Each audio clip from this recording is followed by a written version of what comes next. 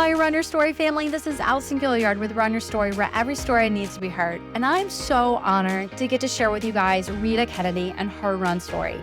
If you don't know Rita, she's a local runner. She's an absolute doll of a human being. Like, I love this chick so much. She was on the pod, one, because Aunt Karen was like, you need to have Rita on the pod. And I was like, yes, ma'am. The other is because I have been around the Swag Warriors long enough, and I'm so excited because I've gotten to be a part of the Brenda pose, which is a really big deal. And I'm still working on it, Brenda. I'm still working on it. But anyway, I digress. With Rita being around the Swag Warriors and just that group, her heart and smile is just so freaking contagious. I was instantly drawn to her, and so I was like, yes, I want to have her on the pod. I want to know her story. Talk about somebody who just loves the running community and loves people and helping. Like, what a servant heart. And so Rita, thank you for sharing your story. Thank you for sharing that running at Disney isn't just getting to go meet the characters. It's something very sacred for you. And what a beautiful memory that you guys are doing and legacy. So thank you for sharing that. I know that was not easy to do that and to be that open and vulnerable, but thank you so much for that. And it was just such an extraordinary honor to get to hear Rita and her run story. And I hope you guys are inspired and that you remember that it's not about you hitting pavement. It is in a lot of ways. You know, you're on PR, but if you see somebody struggling, pour into them and help them cross the finish line. That's the biggest victories. And that's what Rita's doing. She's helping people cross the finish line. And I love that so, so very much. So thank you, Rita, for sharing your story, for sharing your heart, and for being a part of the running community the way that you are. Speaking of somebody that pours hope into others, and that is our podcast partner of this month, is a nonprofit that is very near and dear to our hearts. We love nonprofits. We love this nonprofit, which is Fighting with Hope. Oh, guys, anyone that knows me and that knows why Fighting with Hope is so important, it means the world to us. And my dear friend Emily and her legacy of Fighting with Hope. Guys, over 1,000 boxes have been sent to friends, neighbors, family members that are tackling cancer. And they do such an extraordinary job at Fighting with Hope. The chemo boxers offer practical supplies, goodies, encouragement, and best of all, hope. Each box comes with an uplifting card containing tips and advice for dealing with chemotherapy, encouragement from scripture, practical supplies and goodies, and more so the person you love knows that they're not battling this alone. These are more than chemo boxes. These are hope boxes. So as you're going through this Christmas season and you're looking to do something for someone else, consider making a donation to Fighting with Hope in honor of that person or in memory of someone. Anybody can go and request a box, and it doesn't cost anything for the person that is fighting cancer. And so they do that through complete donations, or somebody wants to buy a box, or you can, if your small group or your running group is looking to make a difference, consider sponsoring a chemo box. I've actually had the honor of getting to put boxes together, and it is pretty emotional, and they go literally all over the world. All over the world these boxers are going, and so it is truly an honor to partner with Fighting with Hope, and we love Fighting with Hope. We love Brady. We miss Emily dearly, but we know that this legacy lives on, Fighting with Hope, and Emily's story continues. We also want to give a huge shout out to our official podcast partners this month, because all year long they have kept us fueled. They have done these run stories. They have poured into the running community. And so from Wagner's Run Walk, we have Spring Hill Boot Camp, which is now pack 30. So excited. Pack Training, Fresh Junkie Racing, Run and Try Mobile, Gilliard Tech Services. We are forever grateful for you guys and what you do and pouring into the running community the way that you have. And we are incredibly honored that you believe in us and that you believe in this running community. All right, guys, put on those running shoes, get ready, get set, and go run with our friend Rita and her run story.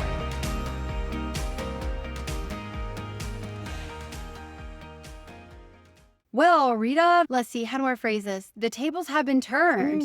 The person that is in charge, no longer in charge. I'm just a regular person, so I can't wait to get this started and see what's going on.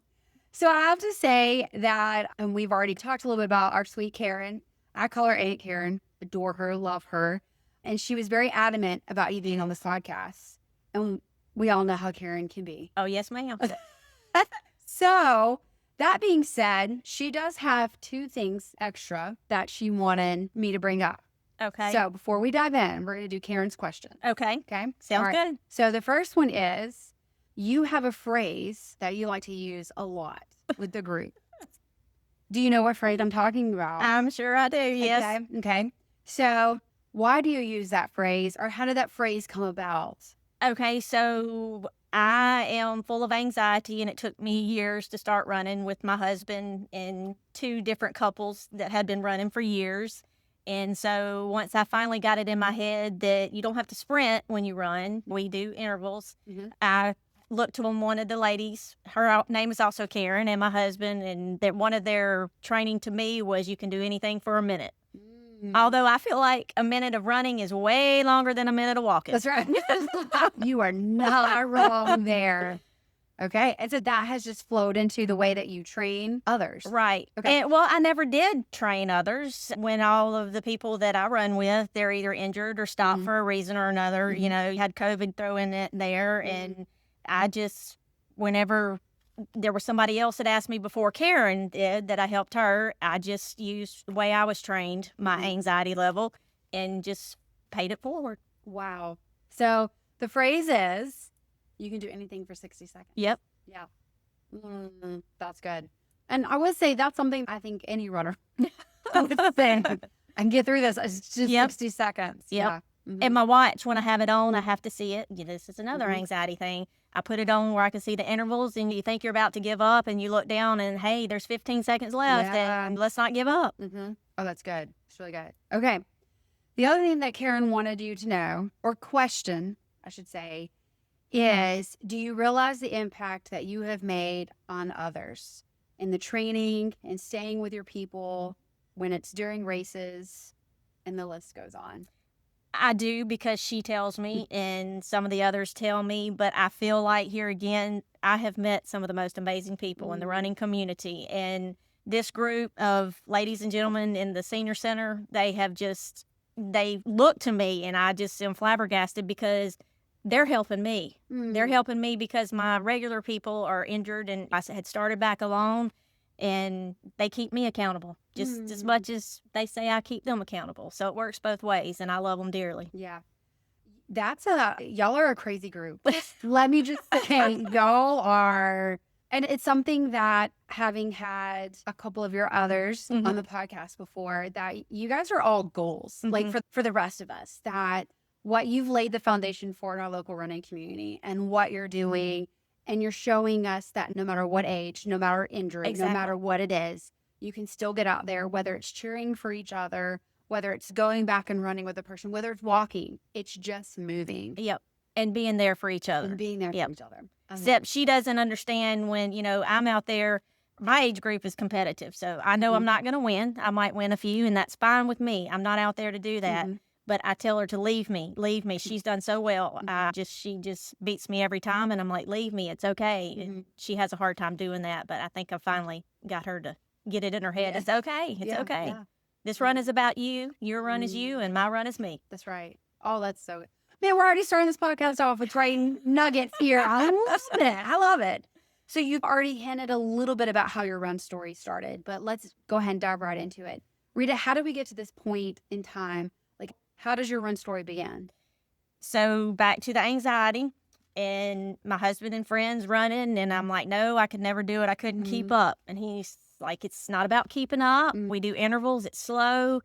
And finally, I started doing it. I was good with being at the end. They were doing 6 and 1. I was starting with 1 and 1, but I was fine. I didn't need anything else, and I worked up to it. You got to work up to it. So many people think I can't do it, but you got to start somewhere. And once I did and started doing some runs that I finished, that, oh my gosh, it's 3 miles. Now it's, oh, that's just train and run. And so the more I did, the better my anxiety got. And I just dove in head first. Wow. And here we are. When was that you started doing the 1-1? That was probably, I was looking back, about 2008 to 2010 is where I first started. And because of my anxiety, I never did sports in school because I was afraid of, what was it? Failure or being embarrassed or somebody staring at me. But I've learned that people that look at you now, they look at you because they're envious, saying, man, I wish I could do that. That you bring up such an amazing point. Again, Rita, nugget of knowledge here is that so many times, even though it's 2025, almost 2026, and we have the internet, we would think that by now that people don't care who's out there running. Right. But we still have that in our heads of, oh, I don't look like a runner. Or yes, I'm not dressed like that, or I'm not slender like that, or I don't have that pace. And you've already hit on it. This running community is so amazing and so accepting of all paces, of all body types. We're just all suffering together. Right. And cheering each other on. And cheering each other on. And I deal with that same insecurity too, not only on the pavement, but also when I go to the gym. And I'm like, oh, people are staring at me. I look around, I'm like, everyone's dying together. Like, we're all trying to survive, catch our breath. Like, nobody cares. Right. It's all about us. My journey and my struggle is mine, and yours is you. And I try to teach Karen that because she worries and she says, I'm sorry for this, I'm sorry for that. I'm like, no, don't worry about me. You worry about you. It's okay. That's good. So there's been some lessons that you've learned from running that you've obviously are pouring into others. So what are some of those lessons? Just that anybody can do it. Anybody. The age, it does not matter. And we know that now with all these swag warriors. And I'm telling you, they beat me. Yeah. And tried last year. I was like, okay, I'm going to try to push my pace and whatever. And then I was like, I got too high or whatever. So I'm like, nope, I'm good with what I'm doing. I don't need to push it. I'm here for them. They're there for me.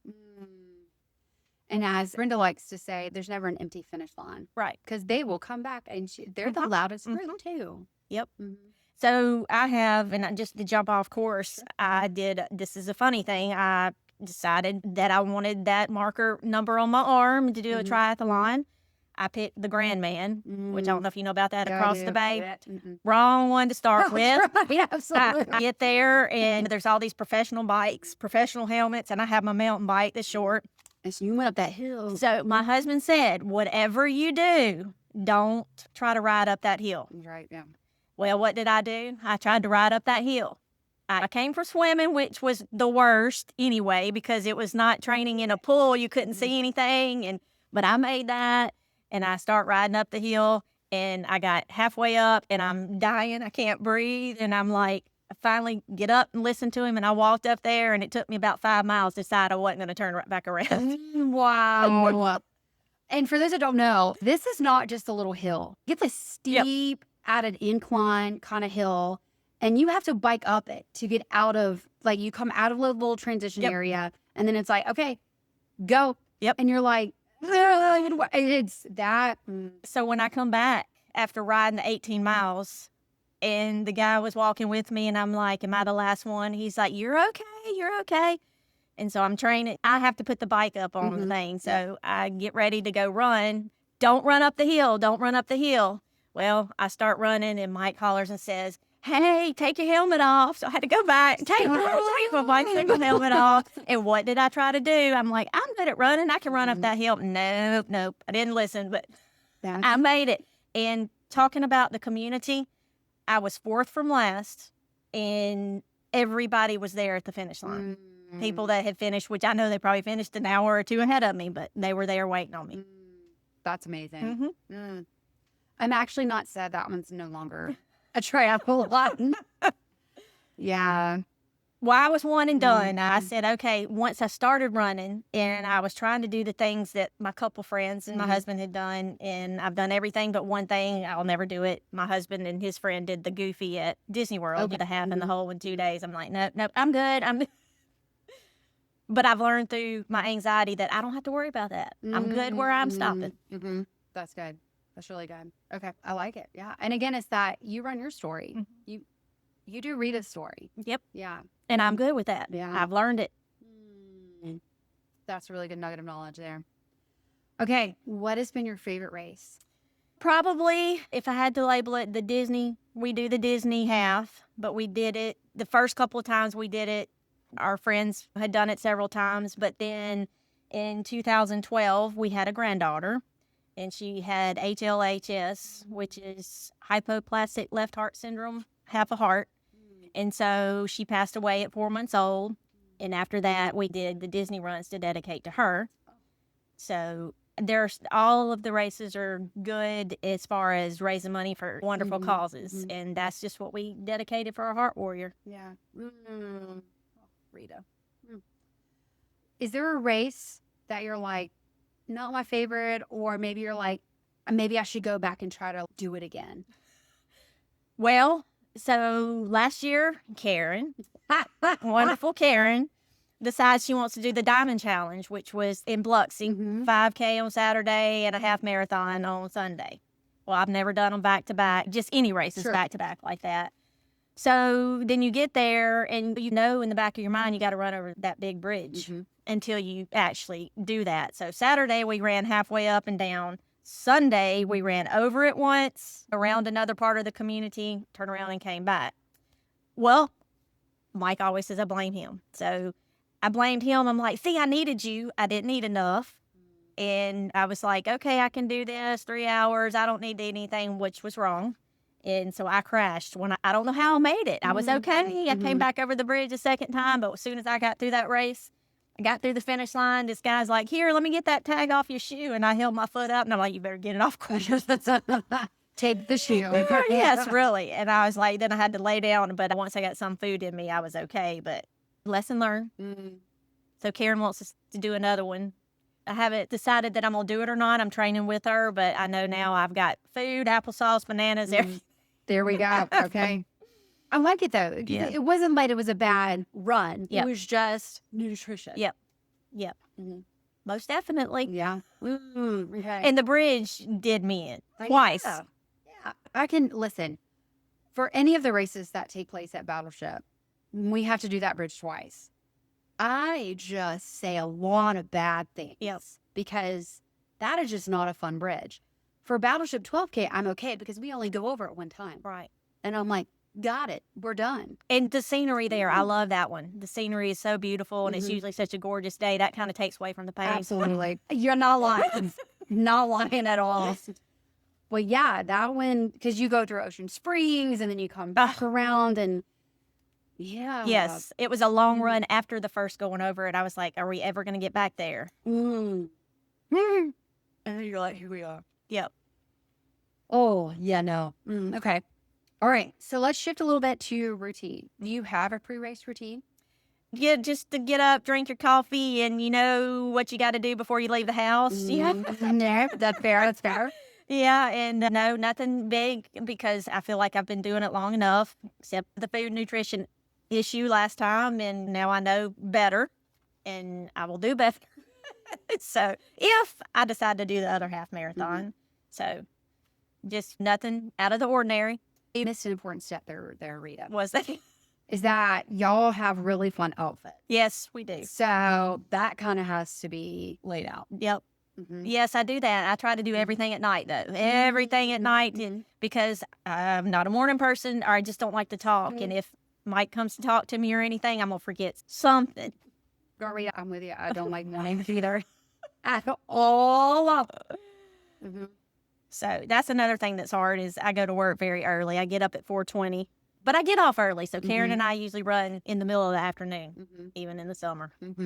I'm off the side. Okay, so you cross the finish line. Everyone's been gathered together with the swag warriors. What does post-race routine look like? They love to go rack up on some goodies. So now I go right along with it. We bring our bags and go get some goodies or whatever, and they rate their races first on food and stuff. Well, I'm right there with them. It's fun. This after party. I love that. Yeah, but it was my favorite after party is the Joe Kane run. Oh, just yeah, because girl. I love to dance and you're already dressed up. And one time I had the evergreens. I didn't know about the evergreens and the green color on Mardi Gras. I'm like, okay, and I got excited for wearing the green on. So that was interesting. But hey, you learn something new every day. Yeah, absolutely. Oh, that's so fun. Oh, it's amazing. Do you have a favorite food item that you like to eat pre-race? just something light and bland. I at least try to eat a protein bar or granola bar or something. Nothing big, because that'll be something that'll feel like it's right there up underneath your chest bone. Right. And then for recovery, a recovery meal, is there something that you like to? Everything I can eat. There you go. Got it. I run to eat because I love to eat. Girl, yeah, listen, yes, I'm all about if we go somewhere and there's not a coffee shop, Yep. Allison's not going to be happy because I ran where I can drink a nice coffee. Yep. Okay, favorite running item? Probably my headphones, because I love to listen to music. And now you have those shocks, so you can kind of hear everybody talking and still hear your music. So it's the best of both worlds. So what is Rita's playlist? I kind of stick to the 80s and 90s. Anything you look up, stuff like exercise radio, but it's our songs in our era, but it's got that kind of step. I try to get my step to that. To the beat. Yeah, to the beat. Sorry. You did good. That's my train of thought. All right, favorite running shoes? I have Asics. I do the gel Keanu and then the GT series. And I try to research because my feet are pretty neutral. But Asics get more narrow each time, and I wear the wide. So last year, while we were training for the half marathon, I got the good old plantar fasciitis. So I had brand new shoes, but they felt like they didn't have the arch support. So I had to go back and research, but I found a pair, and they all now have the thicker soles, which are more cushioned. So, and it seemed to settle out. I went to the doctor, and he said, I ain't doing anything for you. You're a runner. You know what to do. I'm like, great, thanks. You're like, what is it that was with you? Okay. For your long runs, normally, other than you didn't fuel properly at the Diamond Challenge, how do you like to fuel? So now we run it south. So we do a loop, like when we get to 10 miles or so, we'll do a 5-mile loop. We got that set. We'll come back to the car and get water. And I used to do the beans, but then all the sweet, that's what kills me. So now we see what's Marianne, Saints, whatever her name is. We saw she had some applesauce in it. So we've been trying that, and then maybe a banana. But here again, I have to be careful with the sweets because it just makes me nauseated. Yeah. That's a really good point. Do you have a favorite running memory? Like when you think about running, this just makes you smile.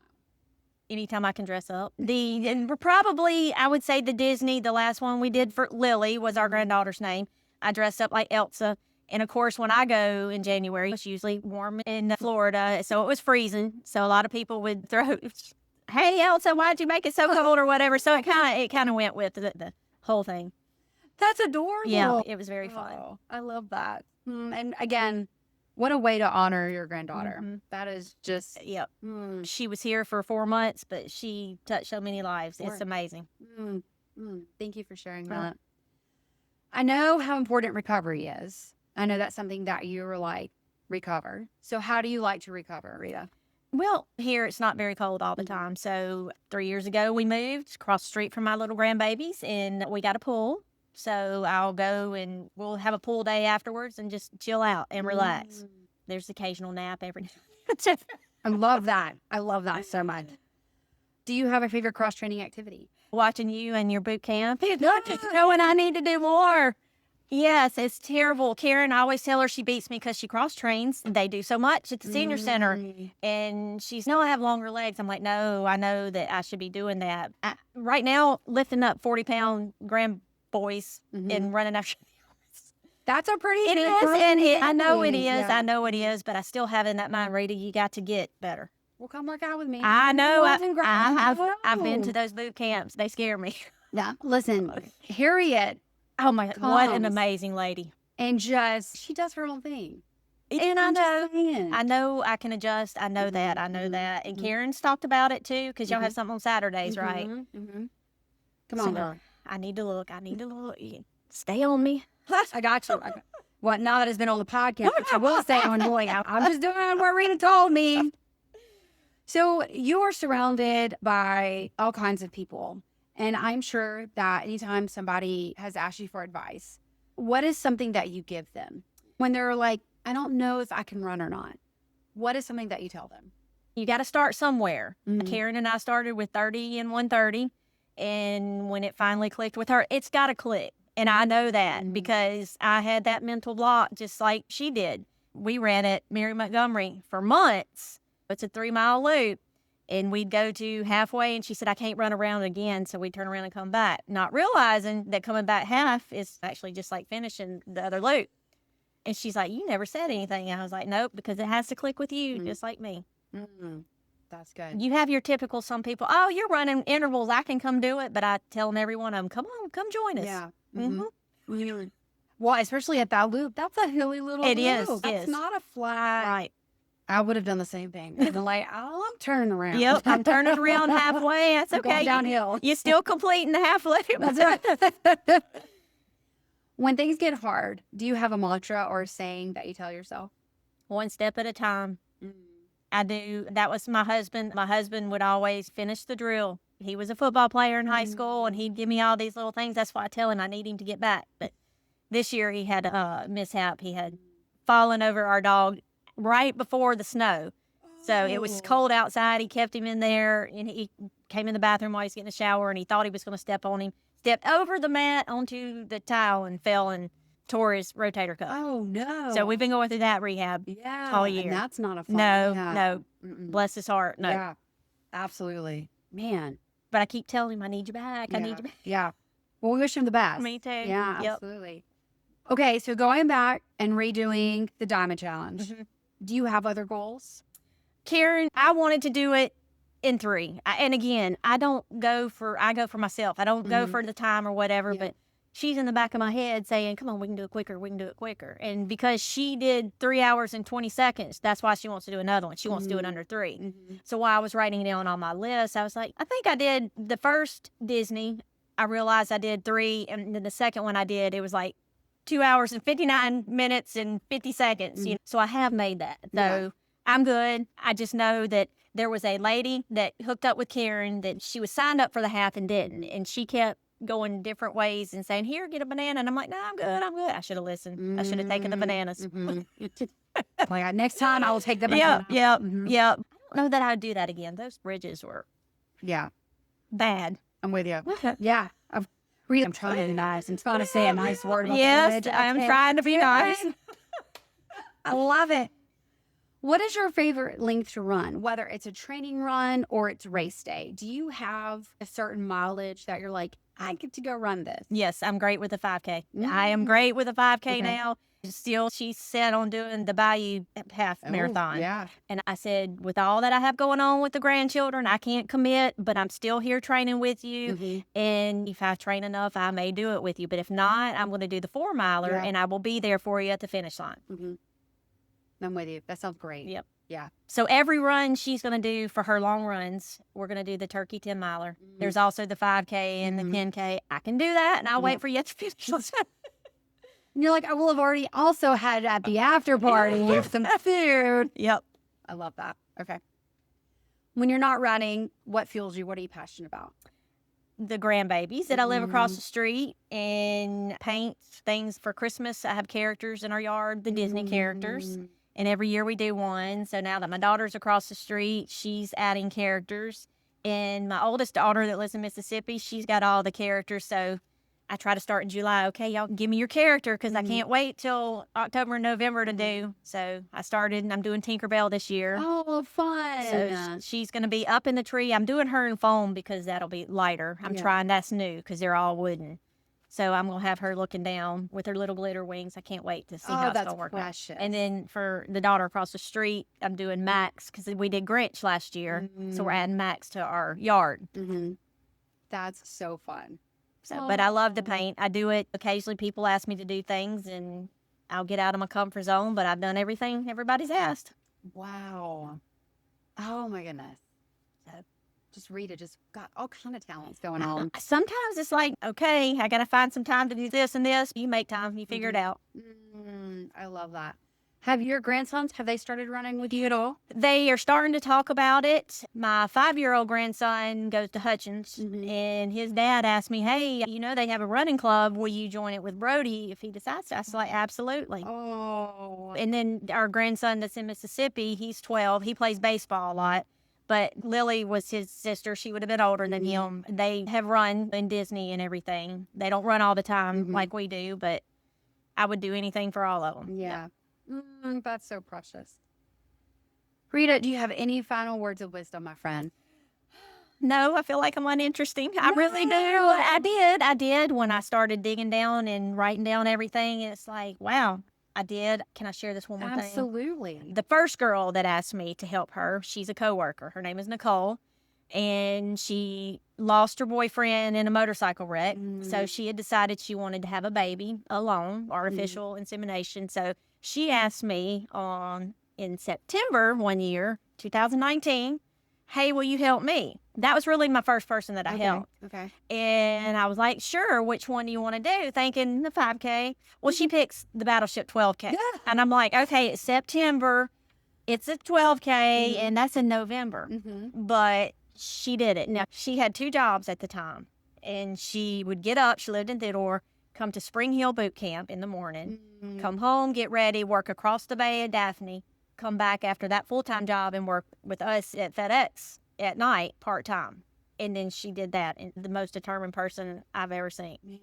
It was great. Now, that year, I don't feel like we had enough time to train, but what I did was I would run up and turn around and come back. So I did the loop. So while I was doing that, these guys that were dressed patriotic had flags, and obviously they were honoring someone. They were like, what are you doing? You're going to run more. And I'm like, I never leave my training, never. And so they stuck with us. And when she came across the finish line and they ran with her, oh my God, it still makes me want to tear up and cry. It really does. Yeah. I told her today, I said, are you okay with me sharing that? We found the video too. And man, I'm getting emotional because this race is so special. And I love hearing these special stories about this race. It's just, there's something really special about Battleship. Right. And our son is a Marine. So that's where I do it. And I do on our back of our shirt, the Marine pain is weakness leaving the body. I try to tell myself that. That's right. Just when we're going up that bridge. Yep. Right. Yep. Pain's leaving. Bye, pain. Yeah. Bye, pain. Rita, this has been so fun.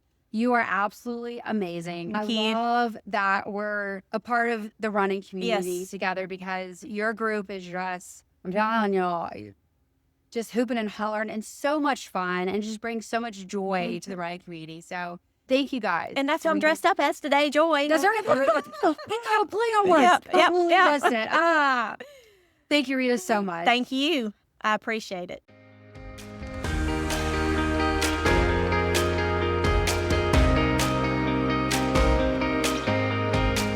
How precious is Rita? Don't you just love her? She's absolutely adorable, and I cannot thank Karen enough for saying, hey, you need to have Rita on the pod, for Rita saying yes, and for Rita sharing her incredible story and her heart and just how much she loves this running community. Thank you, Rita, so much for sharing your heart and for all that you do for this running community, because you truly make it better.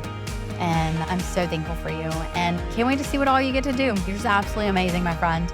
Again, thank you to our official podcast partners who have fueled us all year long. We truly appreciate you guys. Thank you so much for all that you do. And we can't wait to see what 2026 holds. A special thank you to Fighting with Hope, because they are the podcast partner for the month of December. We are incredibly grateful for them and all that they do. And guys, definitely reach out to them. See how you can get involved. Maybe you want to volunteer and pack a box, or maybe you want to help raise funds to make sure that no chemo box gets denied because of money. So definitely reach out to them, see how you can get involved. We would love to have you on board.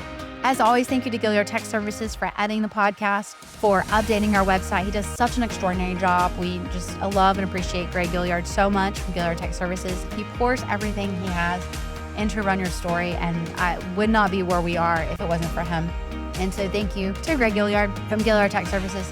If you need a website designed, or if you're looking at updating your website, definitely reach out to him. He is great at what he does. He loves what he does. He's very passionate. So definitely check him out. You can find out more information online at Gilliard Tech Services or at Run Your Story as well.